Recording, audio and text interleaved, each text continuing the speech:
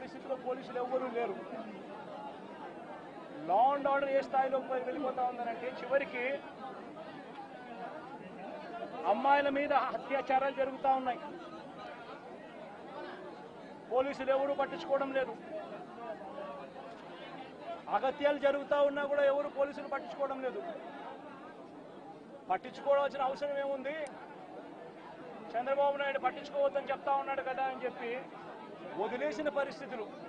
నేను అడుగుతా ఉన్నా, ఇదే గతంలో వైఎస్ఆర్సీపీ ప్రభుత్వం ఉన్నప్పుడు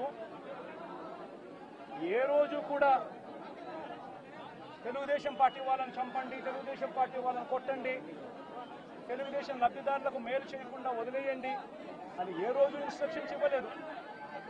ప్రతి అక్క చెల్లెమ్మ కూడా బయటికి పోతే తన ఫోన్లో దిశ యాప్ ఉండేది.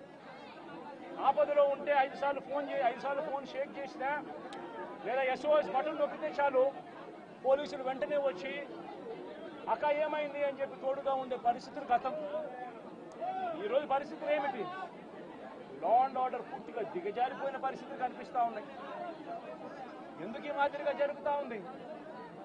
కారణం చంద్రబాబు నాయుడు అనే వ్యక్తి తప్పుడు మాటలు చెప్పి, తప్పుడు వాగ్దానాలు చేసి, ప్రజలను మోసం చేసి, ప్రజలకు ఆశ కల్పించి తాను ముఖ్యమంత్రి పదవిలోకి ఎక్కాడు. నేను అడుగుతా ఉన్నాను, ఇదే చంద్రబాబు నాయుడును, ఇదే జగన్ ముఖ్యమంత్రిగా ఉంటే గత 5 సంవత్సరాల పాలన చూడండి. ప్రతి క్వార్టరు ఆ 3 నెలలు అయిపోయిన వెంటనే విద్యా దీవెన మరుసటి క్వార్టర్లో వచ్చేది. ఈరోజు జనవరి, ఫిబ్రవరి, మార్చు క్వార్టర్ విద్యా దీవెన పోయింది. ఏప్రిల్, మే, జూన్, ఇప్పుడు మళ్ళీ జూలైలో ఉన్నాం. 2 క్వార్టర్లు విద్యా దీవెన అనేది బకాయిలు. జగనే ఉండింటే విద్యా దీవెన అన్నది ప్రతి 3 నెలలకు ఒకసారి, 3 నెలలు అయిపోయిన వెంటనే జగన్ ఇచ్చేవాడు. తల్లులకు ఇచ్చేవాడు, పిల్లలకు మేలు చేసేవాడు. ప్రతి ఏప్రిల్లో జగనే ఉండింటే వసతి దీవెన ప్రతి ఏప్రిల్లో ఒక ఇన్స్టాల్మెంట్, వసతి దీవెనకు సంబంధించిన ఒక ఇన్స్టాల్మెంట్ ప్రతి తల్లి ఖాతాలోనూ పడి ఉండేది. జగనే ఉండింటే ఈ పాటికే రైతు భరోసా రైతన్నలకు వచ్చి ఉండేది. ప్రతి సంవత్సరం జగన్ జూన్లో రైతు భరోసా అమౌంట్ ప్రతి రైతుకు క్యాలెండర్ పెట్టి మరీ ఇచ్చాడు. జగనే ఉండింటే అమ్మఒడి డబ్బులు ఈ పాటికి తల్లులకు వచ్చి ఉండేటివి. ప్రతి సంవత్సరం ప్రతి జూన్లోనూ అమ్మఒడి డబ్బులు తల్లులకు వచ్చిన పరిస్థితులు.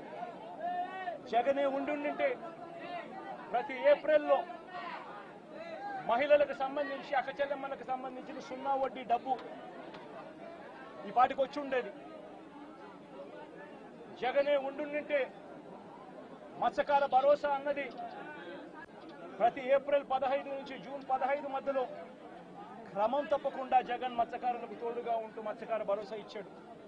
నేను అడుగుతా ఉన్నా, ఈరోజు వైఎస్ఆర్ కాంగ్రెస్ పార్టీ లేకపోవడం, చంద్రబాబు నాయుడు చెప్పిన అబద్ధపు మాటలతో ఈరోజు ప్రతి అక్క చెల్లెమ్మ ఎదురు చూస్తూ ఉంది. ఆ రోజు చంద్రబాబు నాయుడు అన్న మాట, జగన్ అయితే కేవలం 15,000 మాత్రమే ఇస్తాడు పిల్లల్ని బడికి పంపిస్తే, చంద్రబాబు నాయుడు అధికారంలోకి వస్తే 15,000 నీకు, 15,000 నీకు, 15,000 నీకు, 15,000 నీకు, 15,000 నీకు, నలుగురున్నారా మీ ఇంట్లో పిల్లలు 60,000, మళ్ళా ఇంట్లో వాళ్ళ